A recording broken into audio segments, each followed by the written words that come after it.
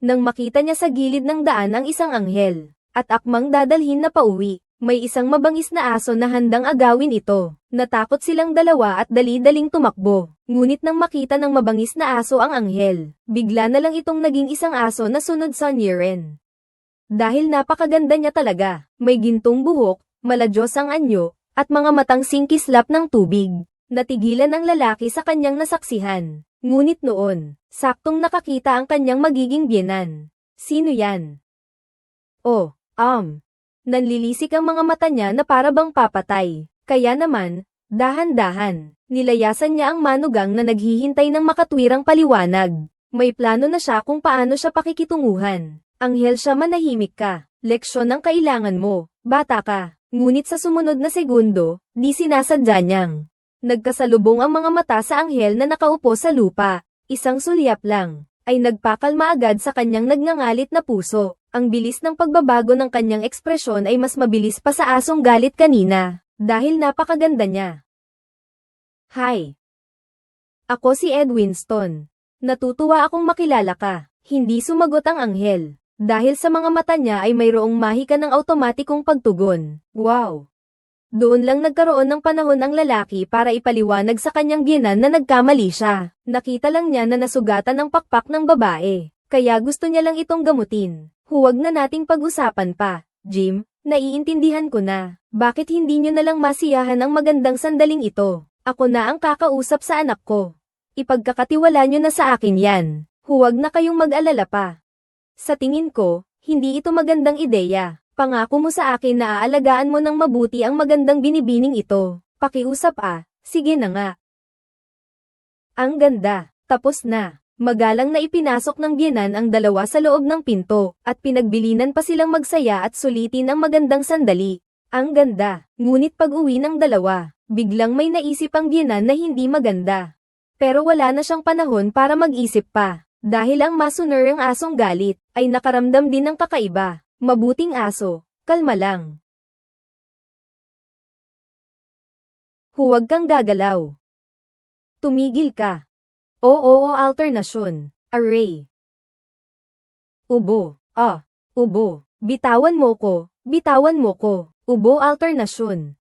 Ngunit kinabukasan pa lang nang dalhin ni Jim ang anghel, ay dumating na ang mga kaibigan niyang walang modo. Kaya naman hindi na niya maitago ang sikretong pagtatago niya rito. Gustong-gusto naming malaman kung sino ang nakatago sa silid mo. Sino nga ba ang nasa ilalim ng kumot? Ibuka ang kumot, hindi. Isang sulyap lang. Naaga na nila ang atensyon ng mga anghel. Ang makinis at mapuputing balat, na may kasamang magagandang mukha, mga matang kulay amber at nakakaakit ng ngiti. Ang ganda ng babae. Para siyang anghel na walang kapantay. Napakaganda niya talaga. Sino siya? Hula ko, yung anghel. Anong anghel? Tama na, mga pre. Magtatapos na, gusto ko nang umupa ng bahay. Rekomendasyon, yung diretso sa may-ari, 58. Walang bayad sa ahente. Pagkatapos makatayo ng anghel, noon lamang naniwala ang ilang kaibigan, na mayroon nga palang anghel sa mundo. Ngunit ang nasugatang pakpak ng anghel ay nagdulot sa kanya ng matinding sakit, pero nang makita ang pangyayaring ito, ang ilang mga kaibigan na palabiro, sa halip na isipin kung paano matutulungan ang anghel na makabalik sa langit, ay nagkaroon pa ng masamang balak, isang plano para kumita ng pera sa pamamagitan ng pagbebenta ng anghel sa zoo, para pagmasdan at pagkitaan ng pera. Pero maliwanag na isang babong desisyon yun. Magandang pagkakataon to para kumita, hindi. Kahit na magkaibigan tayo mula pagkabata, at nakagawa na ng maraming kakaibang bagay, hindi natin kailanman sinaktan ng iba. Siya'y isang anghel, hindi siya nababagay sa circo. Palem. Kahit napakasakit at walang pakundangan ng pagtanggi ni Jim, hindi pa rin sumuko ang tatlong kaibigan sa plano. Kinuwento nila kay Jim ang tungkol sa pagtatago niya sa kanyang kabit, dinagdagan pa nila ito at iisa-isang isinumbong sa kanyang mapapangasawa. Lalong lumala ang problema niya. Samantala, maingat pa rin si Jim. Inaayos niya ang mga nasirang pakpak ng anghel. Ngunit habang nakikita niya ang lalaking ito na napakamaalaga, isang mainit na damdamin ang bumalat sa puso ng anghel. Unti-unti siyang lumapit, ngunit tinanggihan siya ni Jim. Hindi pwedeng mangyari ito. At nang mga sandaling iyon, nandito na ang kanyang fiancé sa harap ng pinto. kaya binuksan niya ang pinto. Patty pakinggan mo ako, pupunta na sana ako sa'yo para magpaliwanag. Pero nang magtama ang kanilang mga mata, wala nang silbi ang anumang paliwanag. At si Jim naman ay walang kamuwang-muwang na nagpaliwanag. Ang babaeng iyon ay isang anghel, pero ito'y katumbas na rin ng pagpapakamatay. O Diyos ko, Jim. Totoo ito, nanunumpa ako sa Diyos. Hindi ako makapaniwala na gagawin mo ito sa akin. Isang tawag ng anghel ang gamulo sa isipan ni Jim. Wala na siyang maipaliwanag pa. Pumasok ka na sa loob, Bilesen. Ayaw nang maistorbo ni Jim ang buhay niya ng anghel. Ang gusto lang niya ay matulungan ng anghel na makabalik sa langit, pero nang marinig ng pari sa simbahan ang nangyari sa kanya, hindi niya ito pinansin. Nang biglang, naaga ang atensyon ng anghel sa mga kahanga-hangang estatwa sa loob ng simbahan, at may isang deboto namang dumating para manalangin. Lubos siyang nakatuon sa panalangin at nakapikit, hindi niya man lang napansin ang kakaiba sa estatwa sa harapan niya. Nang matapos ang panalangin at idinilat na niya ang mga mata, nagulat siyang nakita ang anghel na nakatingin sa kanya na parang mausisa. Isang tili ang biglang sumira sa katahimikan. Diyos ko po, Santa Maria. Mabilis na tumakbo si Jim palabas, at mahigpit na niyakap ang anghel na nanginginig sa takot. Balak niya sanang ipakita sa pari ang pakpak ng anghel, pero ang pari ay wala nang naririnig sa mga oras na iyon. Umalis ka na rito, o tatawag ako ng pulis.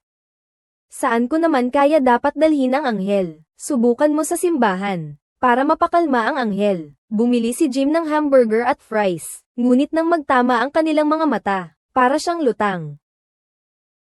Kailangan kong tawagan si Patty, babalik ako agad. At sa totoo lang, tinatawagan nga ni Jim si Patty. Gusto niyang magpaliwanag sa kanya. Isang malaking maling akala lang pala ang lahat, pero sa ganitong sitwasyon, paano ko kaya maipaliwanag ng maayos yan sa telepono? Hayop ka.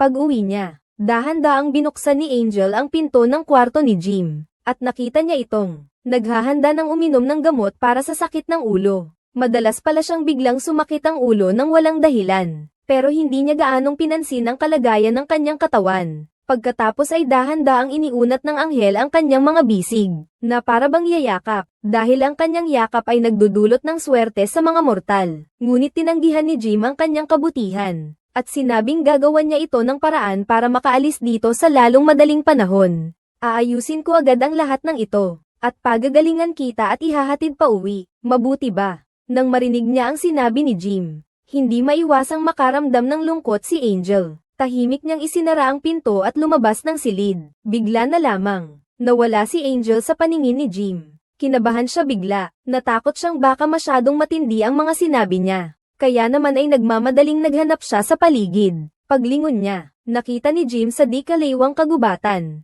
ang isang sinag ng malambot na liwanag. Dahan-dahan siyang lumapit sa liwanag, at nakita niya sa sinag ng banal na liwanag ang isang anghel na nag-aawit, na ang liwanag ay dalisay. Ang tinig ay kasing linaw ng tubig sa bukal, parang sinulid sa sobrang lambot, para bang tumatagos sa kaluluwa, kaya't hindi mapigil ang mapahanga. Ngunit nang mapatingin ang anghel kay Jim, napayuko siya ng may lungkot, hindi niya alam kung kailan nagsimula, parang may kaunting pag-aalala na siyang nararamdaman, na baka iwanan siya ng anghel. Pasensya na kung Jin ang bala kita, nag-aalala kasi ako. Marahan na hinahaplos ng anghel ang pisngi ni Jim. Isang tahimik na pang-aaliw ang hatid nito. Ipinapahiwatig na hindi siya agad-agad aalis. Unti-unting nabawasan ang pag-aalala niya. Pero ang tatlong kaibigan naman ay palaging nag-iisip kung paano makukuha ang anghel. At dahil dito, si Patty na naman ang naging biktima ng plano nila. Nagpadala muna sila ng regalo kay Patty, kunwari galing kay Jim. Sabihin mo kay Patty, mamaya sa dati nating tagpuan.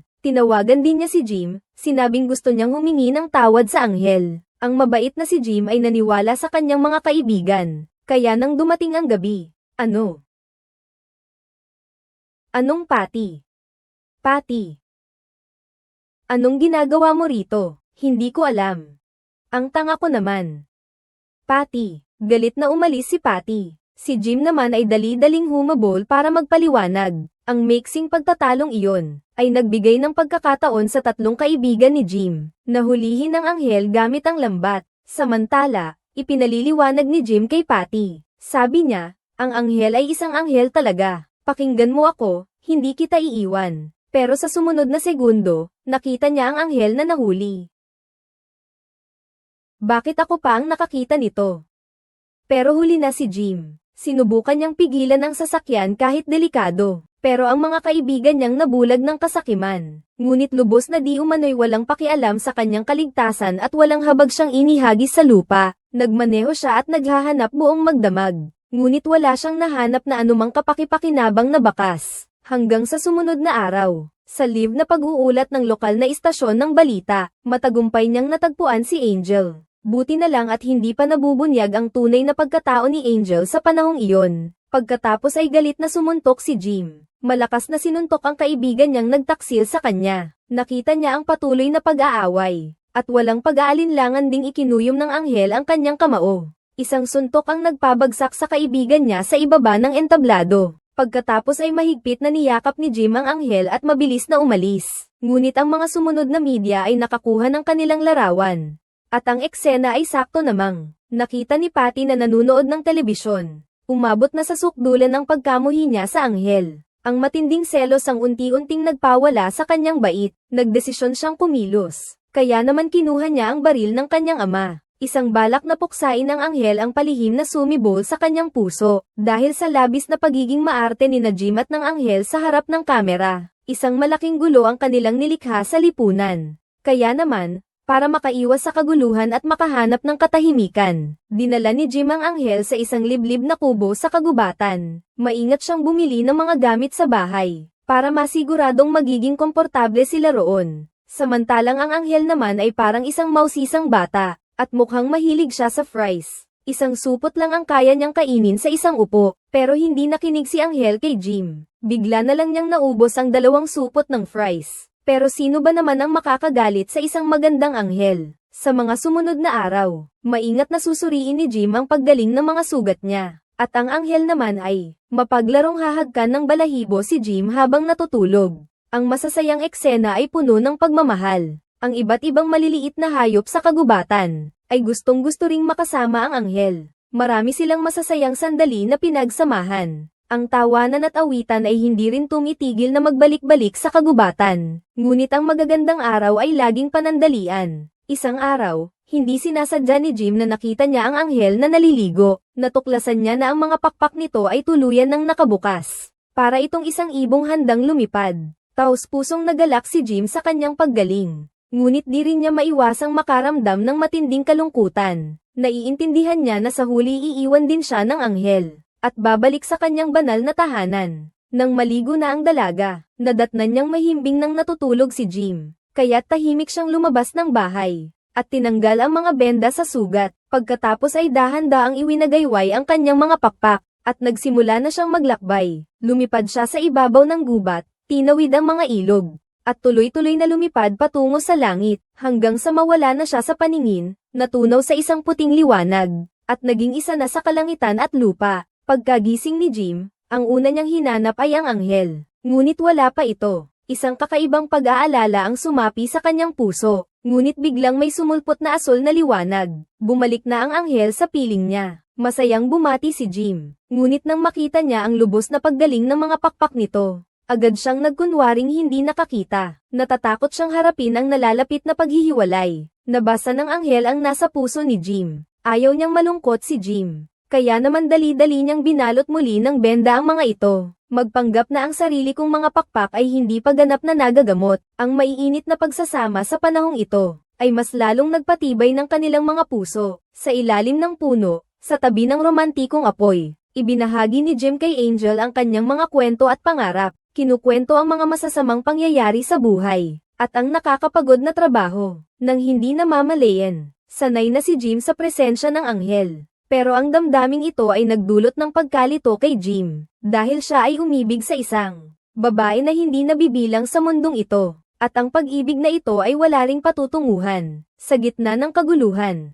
hindi niya napigil ang ilabas ang kanyang sama ng loob sa anghel. Dahil sa pagdating mo, pwede bang huwag mo akong titigan ng ganyan, para kang tanga, huwag mo na akong tingnan, kasi sobrang frustrated na ako, alam mo ba yun? Nakita niya itong nalulungkot at yumuko. Agad na naman siyang naawa kay Jim. Huminga siya ng malalim para pakalmayan ang sarili. Alam niyang hindi niya pwedeng maging makasarili at pigilan ang anghel. Pasensya na, alam ko.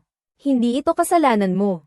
Pero ang nararamdaman ko para sa'yo ay kakaiba. Ibig kong sabihin, sino ba naman ang ayaw ma-in love sa'yo? Ngunit, ang puso ng anghel ay puno rin ng pag-aalinlangan at pag-aaway. Yakap-yakap niya si Jim ng may pagmamahal. Ninanamnam ang bihirang init at katahimikan. Ngunit may isang desisyon siyang palihim na itinanim sa kanyang puso. Pagkatapos ay tinanggal ni Jim ang benda sa pakpak ng anghel. Napagpasyahan niyang pabalaykan siya sa lugar na para sa kanya. Kahit na labis siyang nalulungkot, naunawaan niya. Para sa kaligayahan ng anghel, kailangan niyang gawin iyon.